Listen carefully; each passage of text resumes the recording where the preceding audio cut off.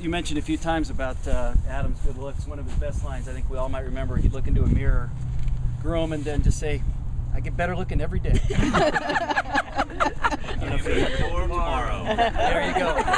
What tomorrow? Can't wait for tomorrow. I get better looking every day. Can't wait for tomorrow. I didn't want to, it goes on. Thanks, Eric. I am Chris Van Giesen, as Eric said, and to Adam's mom and brother, sister, and his wonderful father who left us earlier this year, Allison, and his entire family, I want to say thank you. Thank you for sharing your amazing son and brother and family member and friend with us for these past 47 years, of which the past 28 of them I was fortunate and proud to call Adam my friend. One of the best and truest friends a boy and a man could ever wish for during his entire lifespan. As teenagers at Cal, when Adam was 19 and I had just turned 18, we met on the patio of the Alumni House at our first Lair staff orientation in the spring of 1983. We became fast friends and eventually tent mates at the Lair, sharing one common purpose that summer and the following 28 years together. And that was to laugh as much as we could get away with. And until our very last conversations together, that's exactly what we did together. I can guarantee you in the hundreds of times that we saw each other and equally as many conversations we had on the phone, both a real phone and his fake cell phone that he carried for years. Another story later. He made me laugh every time we talked. And what better gift is there in life, really, than to be able to help make other people happy and joyful. And I'm confident all of you had the same experience over your lifetime together with Adam. Although, now that I think about it, we were talking a little bit about it earlier, one specific time we spoke last November 1st. Some of you remember that date. I called him at about 8 o'clock on a Sunday night with 10,000 screaming fans in the background outside of San Francisco City Hall. There was zero laughter or joy in my friend Adam's voice right then. And he said, and I don't forget these things, he said, "That's cute. Your Giants finally won a World Series. When you win 6 more, let me know." And then he ended it with the word rings, which always meant to him, let's count the rings, how many you have, how many we have. So Adam, viciously loyal to his teams and his principles, his family and his friends, his alma mater, and forever, of course, the Lair. After I received the still unbelievable and unfathomable news last weekend about Adam, I started to think about and then write down all of the specific memories I had of time spent with Adam in college, at the Lair, on day offs, times in LA and DC, and trips to bowl games, Super Bowl games in New Orleans and San Diego, jumble talking our way into most any party or event we wanted to attend, bachelor parties, our 21st birthday, our 30th, our 40th, the sight of Adam holding our children for the very first time, spring training trips to Arizona, and one specific one, bear with me, the paparazzis have arrived, by the way.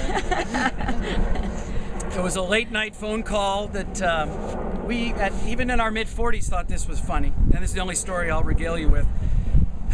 Calling the QVC network late at night, planting seeds in the operators' minds that we were calling about to purchase 5,000 or so knockoff Tiffany lamps for a very large corporation headquartered in San Francisco that needed lamps within a week, only to stall out the conversation and restart it again and again just as we were about to give them that final number of the credit card for the big order over the phone. And I know, in our mid-40s, you think we would have got over it.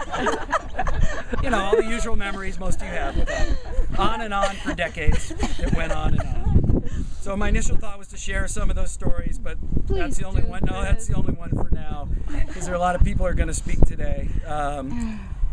And that list is too long, and more importantly, each one of you already knows what's on that list, because you all have the list. You all have the Adam list in your head.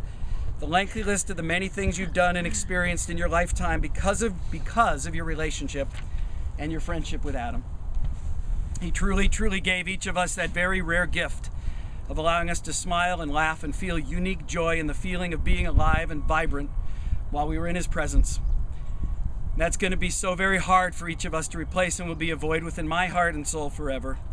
And in closing, I'll share one story with you that some of you may have experienced as well with him. About 10 years ago or so, I was talking on the phone while he was still in Southern California.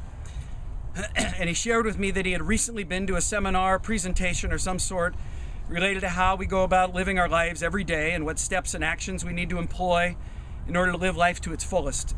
Again, so Adam, right? And as if he wasn't already living life to the fullest at that time. He said to me on the phone after coming home from that, VG, this is not a dress rehearsal. Life is not a dress rehearsal. This has stayed with me very closely. We have but one life to live, and we really need to make each day count, and I intend to do just that. Over these past 10 years, I'd bring up that conversation to Adam different times or experience a special moment at a big game victory, during a Friday softball game up at the Lair, or before some trip he had planned with his mom overseas.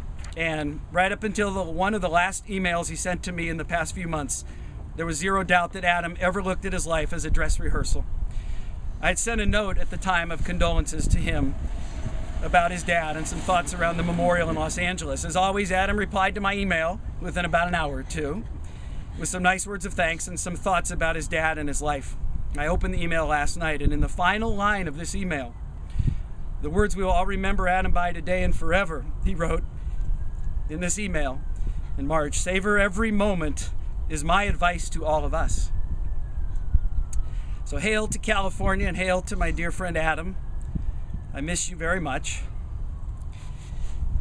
And if it's okay with you, Eric, but following Haley's not going to be easy. I know that.